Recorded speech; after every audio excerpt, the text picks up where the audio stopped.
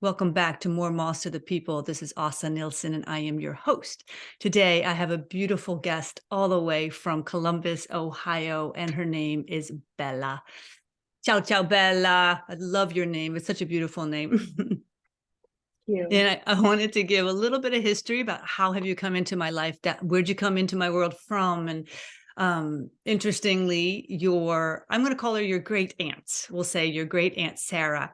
One of my top two fan from my podcast is Sarah Kootball, and she is in Florida, and she is your relative. And I thought it was so sweet of her because she wrote to me. She's like, Asa, I don't know if you would consider this, but I think that you need to have Bella on your podcast because she's young and she's got her own viewpoints and she's really super special. And I was like, wow, okay, who is this person? And just to kind of get a frame of reference for somebody that is 24 years old. I mean, to me, that is, at first I was like, what does a 24-year-old want to be on my podcast for? And then I'm like, well, why not? Hold on, let me see who this beautiful person is. So let me turn it over to you. I'd love for you to introduce yourself and tell us a little bit about who you are. Yeah, thank you. Well, as you said, my name is Bella Miller. I've been a Columbus native my whole life, other than a 5-month stint in Sydney, Australia, when I studied abroad. Mhm. Um, I work at IGS Energy full time, but I'm also a Reiki, yoga, and meditation teacher. And in February, I just published my first book of poems. Now, okay, let me back the band here for a little bit. You said that you are, first of all, that you have had a semester abroad. How beautiful is that? I didn't know that. What was that experience like? Oh my gosh, life-changing in every Yeah. way. Anyone listening to this who knows me is gonna probably roll their eyes from hearing it so much, but in Australia, their way of life is just so different. It's very centered around wellness and being outside and Mm. taking the time. And I had 1 semester in college in America before that, and it's just so different. We come in on day 1, and it's like, okay, here's how you're going to get everything you could ever possibly want done in these 4 years and maybe earlier. And then if you don't do it earlier, you're going to do like all these crazy things. And just to be able to go to school in a place where it's like, yeah, we're just going to learn and talk about things. I was like, what? You're This is like, a wait a joke? second, where's the to-do list here, people? Yeah. And I've been just so centered that way my whole life. Like I'm very list oriented. Like I have lists for my to-do lists. Yeah. So to be in this space where it was really just like, oh, we just get to be and live and we Mm. still get things done and we're still productive, but we get to have this shared space together was just very impactful for me. And I was 18 at the time. So I was like, all right, wow, this is what life can be. I didn't know. Yeah, well, how would you know, right? You don't know until you experience something new. And I mean, trust me, I feel the same way at this age. I'm 56 nearly. And, I don't know things until I get to actually have the honor of experiencing them. And you as a 24-year-old young woman, you have, in my opinion, you have done, like I told you when we had our initial chat, I'm like, wait, you've done more than most of the people that I know that are in my age group, and that you have, I don't want to say achieved because I don't like the word achieved. It's, you have experienced a lot of different things already, and you have completed university, you work at a beautiful job full time that you're really proud and happy to work with, and you're teaching yoga tonight at 7 o'clock in Columbus, Ohio, and you're a Reiki, you're licensed for meditation and Reiki. I mean, that's a lot to already be to have in kind of like your toolbox. So when Sarah said that, young people today, young people today, this is only the old people like us that we're the only ones that say this. Young people, there's so much the I don't, this is going to sound probably pretty negative, but that there's some entitlement around the young people today, that they have expected life to be a certain way, and they've been shown that everything is possible, everything is available to them. And now we as the elders have to have some, I think, some responsibility of how can we share how can we share our knowledge with one another? This is not like, listen to me now, I am old and I'm going to tell you how to do this, because that is the immediate, walls go up like, yeah, old lady, I'm not listening to you. But how can we share from our own experiences? And you now, as this young woman who has already done so many beautiful things in your life, I mean, what is it like as a younger person? I'm going to have you speak on behalf of all of humanity, okay? I mean, no pressure, but what is it like to be your age today? I have a poem in my book that says, "How am I this tired at 22?" or something Mm, around that sentiment. mm, So, for my experience, and again, this is just me, mm, I I think that I was on this like race course track mm, until I was about like, I don't maybe last year. And then once my book got published, it's been slowing everything down. So in a lot of ways, I feel like I'm relearning a lot of how I do life because mm, it sped up when I was about 15. Like I was on this just like go, go, go. mm, I felt like I had to fast track a lot of what I wanted in life. And then now that a lot of these things that I've been putting my heart and my mind and my soul into for a lot of years has happened, it's kind of like, okay, now recalibrating and being like, what is sustainable? What mm, feels good? What's fun? All while figuring out kind of what's next for me, but mm. operating from a perspective where I don't have to be like, this doesn't have to be done in the next 9 months. I get Right. to enjoy this. This is the rest of my life. What do I want that to look like? And what pace do I want that to be? So for me, that is what I am trying to figure out right now at this stage of my life. Mm, And I think that as a collective of, I know a lot of people in their 20s, it's kind of like we're in this like figuring out period of okay, what's next? Like we're a lot of us are mm, done with school, a lot of us are working, or a lot of us are still kind of wrapping up school and then we're like, okay, what do we do? There's no next designated milestone mm, um mm, other right. than like some of the societal norms, I'm going to say, like get married or things like that. But there's not a necessary deadline to that. So it's Mm, kind of like, all right, what pace are we going to go at? What are we going to do? mm. Um, and just figuring that out. Is that unnerving, or what does that feel like for you to not kind of have the next milestone, to have to achieve something? Yeah, it's so weird. It's definitely unnerving at first, I think. Now I think I've been a little bit used to it. I'm like 6 months into that journey for myself. Mm, At first, it was so weird. I remember talking to my friend about this time when I was like just finishing up the last home stretch of like my book and my core hours for my 500-hour yoga teacher training. And she's like, mm, in March, you're not going to know what to do with yourself. And that might feel really scary and really weird. So mm, just give yourself this like coming down grace period because it's not going to necessarily feel as good as you are imagining right now when you're just really tired. mm. Or it's And going to be she was better. right. She was right. It was definitely challenging. At first, I was like, what is going on? What do I do?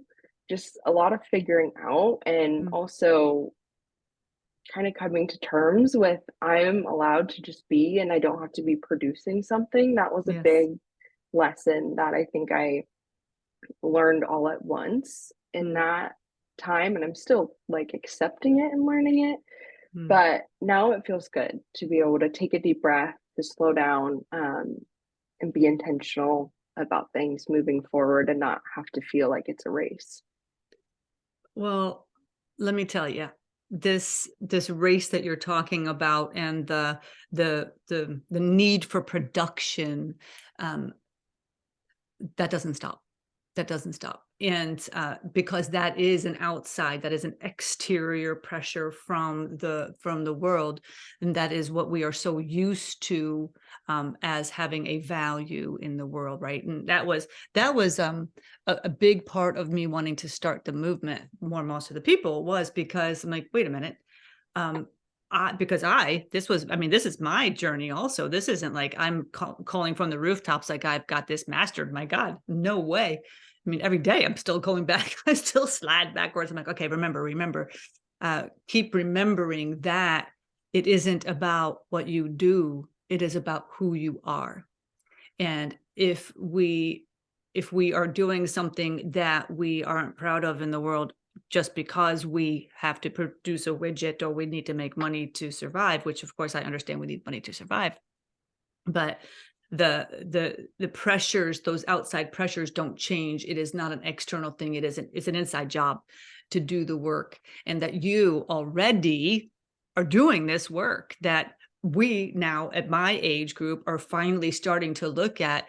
And I think it is terrific that you would even take a moment to consider, wait a minute, maybe it doesn't have to be this way. Maybe I can enjoy my life for this minute, or just kind of take a step back and wonder, what do I want to create next?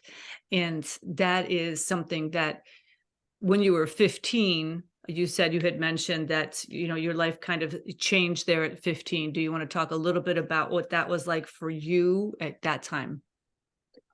Yeah, so when I was 15, I essentially hit my rock bottom of life so far. I had been really depressed for a few years, and the support and what I was getting and doing for myself just really wasn't working. And there would be Mm. almost every day where I would go to bed and I didn't want to get up in the morning. Um, and that is just a really heavy way for anyone to live. But Yeah. especially when I was so young, I didn't really like, I knew I was depressed. We kind of learned about that in school. So I was Mhm. like, I think I might have that, but I don't really know. Right. Um, but yeah, so I hit this point where I just like didn't want to live anymore. And I knew that that wasn't normal, but I didn't really know what to do about it. Sure. How would you? So after, I mean, this was trial and error of like 8 years.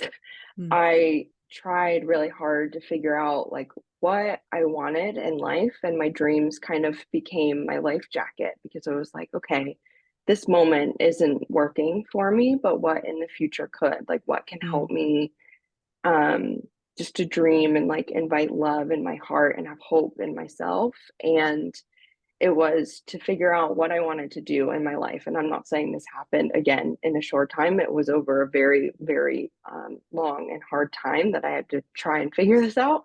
Mm. Um, and eventually, I really had to sit and think about, okay, why do I want what I want?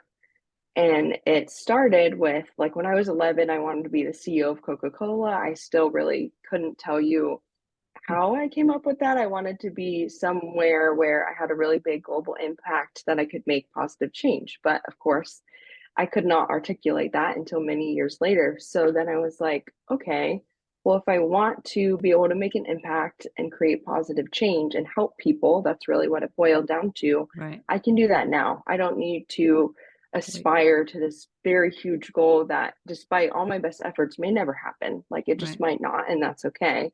But I can control the ultimate outcome that I want, and that is through helping people. And when I was Mm. 15, I was so lucky to have two of my friends take me to yoga. So I started getting into that, Mm. and really it created a space where I just got to be with myself in this safe, caring space. Yeah.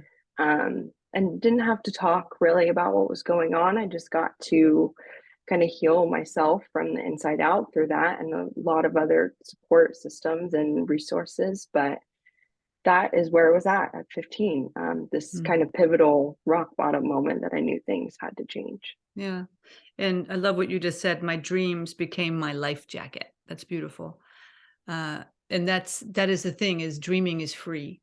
And when we are hurting the most or feel the most alone, that sometimes what we can do, and sometimes the easiest thing to do, is to help others, is to step out of ourselves and to look to see, maybe there's somebody else that I can help right now. Because also separating ourselves from the issue, Mhm. can also give us a lot of clarity, and to be able to refocus on somebody else or something else. And you then having this gift inside of you to be able to write a book of poems. I mean, and now that you are a published author, and I wish that I had this book in front of me. I am waiting for it to come from America because your great auntie has been so kind to take care of making sure that I can get one. Um, how did this book come to life? How did it come out of you? How did you Yeah, decide to share so this? when I was in kindergarten, my school wrote books. So we had a publishing shop at our school, and we got to like make the covers, like put Mm, buttons on it, decorate it. And I think that this was actually my first dream, was to write a book, mm, because I did mm. that and I don't even, obviously these weren't my kindergarten words, but I was like, I think I would like to have my own book someday. I just Yes. remember that moment like so Mhm, distinctly.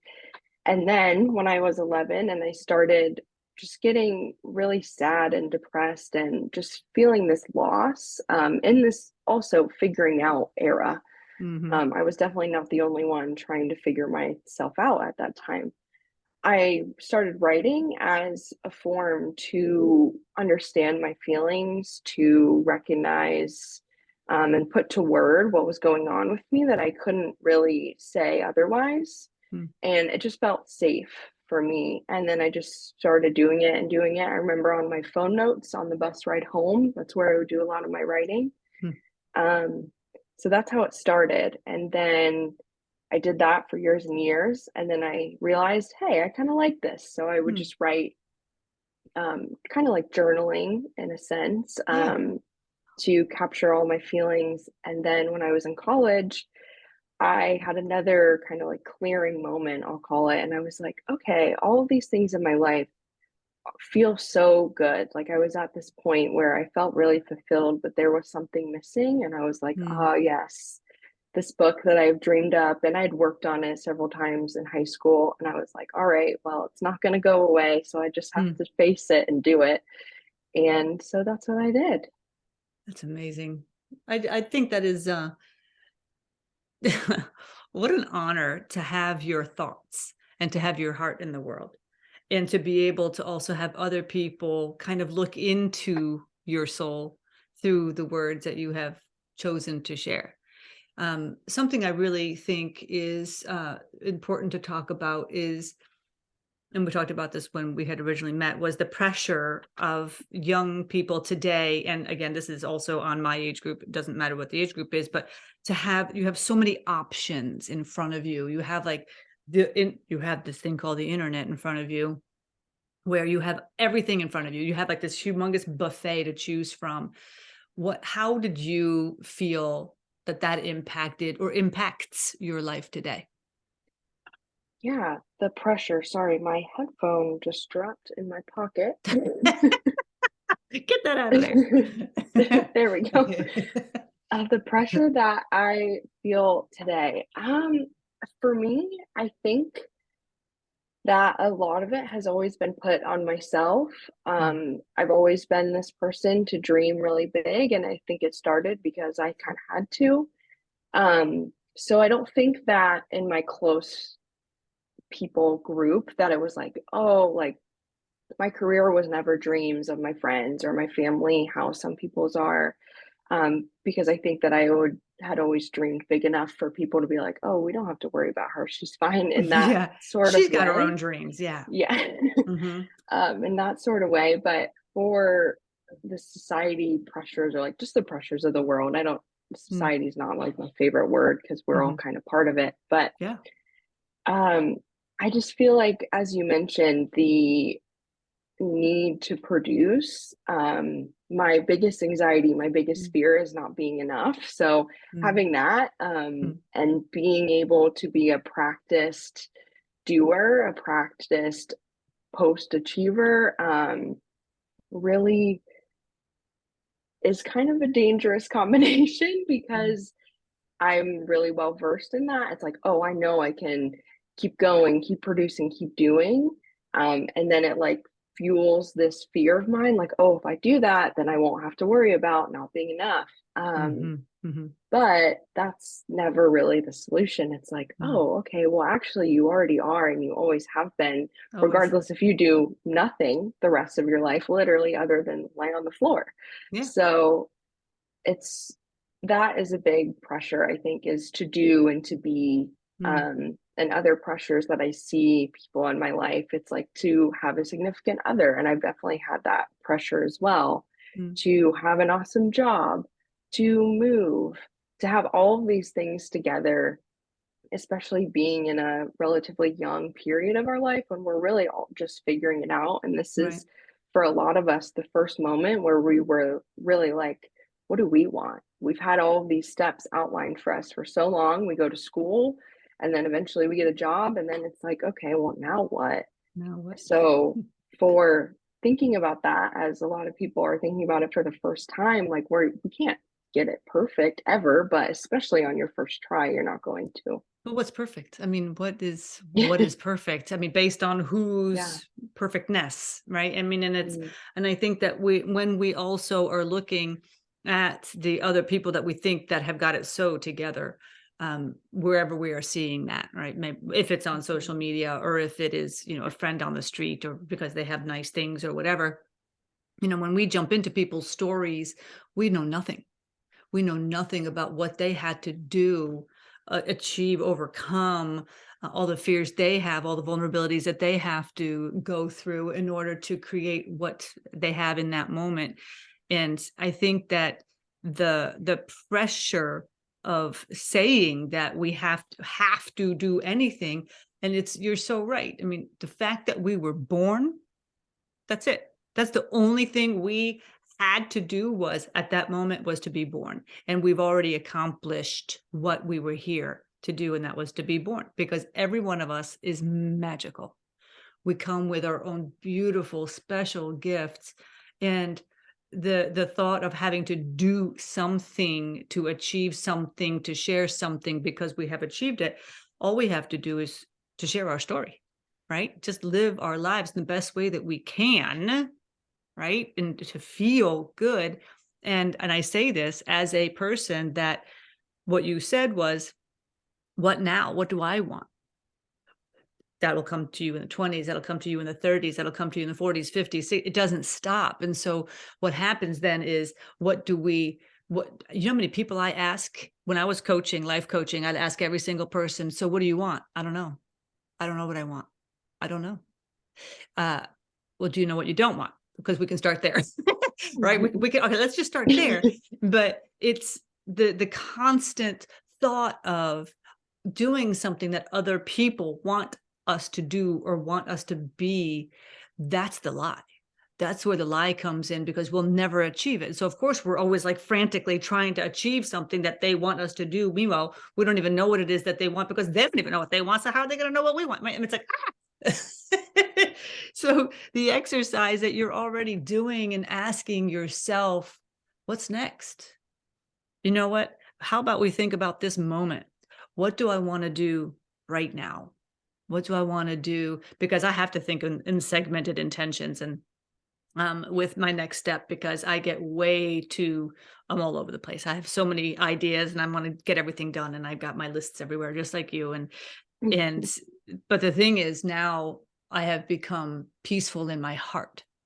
And before, when I was younger, I wasn't peaceful in my heart because I didn't know that I was okay. And that's what I wanted. That was my thing. Like I wanted to be included. I wanted to feel like mhm. I was invited to the party. I'm allowed to be at the table. Um, we are all welcome at the table. We are all welcome at the table. And so for me now talking to you, do you see anything that now I'm going to represent everybody over the age of 24. What is there, what we can do to support younger people in our world right now better? How can we love you better right now? Yeah. So, what people have done for me in my life that has really helped is to believe people when they tell you how they're feeling, Mm, when they tell you what their goals are, what their dreams are, to believe them, first of all, not question, "Oh, well, why is this? Why is that?" Mhm. And we all do that. Mm. But how powerful is it when you sit down with someone and you say something really heartfelt that has been on your soul, and someone just looks at you and they're like, "Yeah, I believe you. You could Mm. totally do that. What's Mm. next? How can I Mhm. help you?" Mhm. Any of those things. I've had that happen to me so many numerous times. I'm so lucky Mm. for that. And just being a cheerleader of other people, I think is something just so deeply underrated Mm. because all of our lives, the world tells us in so many different ways all of the reasons why we're not enough, or all of Mhm. the reasons why we can't do whatever we really actually want to do. And how Mm. refreshing is it? How special is it when someone just tells you, "Oh, yeah, of course, that makes so much sense. I Mm. believe in you. Mm. I believe you. I know that you could do that. It might be a lot of work, but that Mm. doesn't make it any more real or less real." No, no. And that is a beautiful way to end this conversation today. I definitely want you back. I definitely want you back on this podcast because I think that it's important that we have these conversations. And I mean, I have beautiful family members. I've got 10 nieces and nephews that are basically all in your age group, and they're the most incredible people that I know. I mean, they're fabulous, amazing human beings. And if we one person can make such a difference, and I love that you say, "I believe you." And that is a very powerful thing that you said to me when we spoke the last time, and I wrote it down, and I've been practicing saying it to myself, right? Because it starts with self. It starts with self. Mm, If I cannot say, "Asa, I believe you when you say that you want to do this or you want to accomplish this or you want to make this difference in the world," because if we cannot believe us, other people will not either. So good. Beautiful, beautiful messages today, Bella. And your book is called On Becoming. And you're going to give us, there's going to be a link in the show notes for people to mhm. access it. And that's excellent. Yeah. Thank you. Thank you for that. And we'll also have contact information for you. So if anybody wants to reach out, where is your favorite place to show up in the social media world? LinkedIn, I actually just made Uh-huh. my first Instagram basically this past weekend, so I Okay. have that, still learning So how to you're just, use it, yeah, me but too. LinkedIn I don't know I've what I'm been doing out there. using for a bit, so that is Okay. easy, but Instagram works too. Okay. Well, we'll put all your links in the show notes. So thank Thank you. you.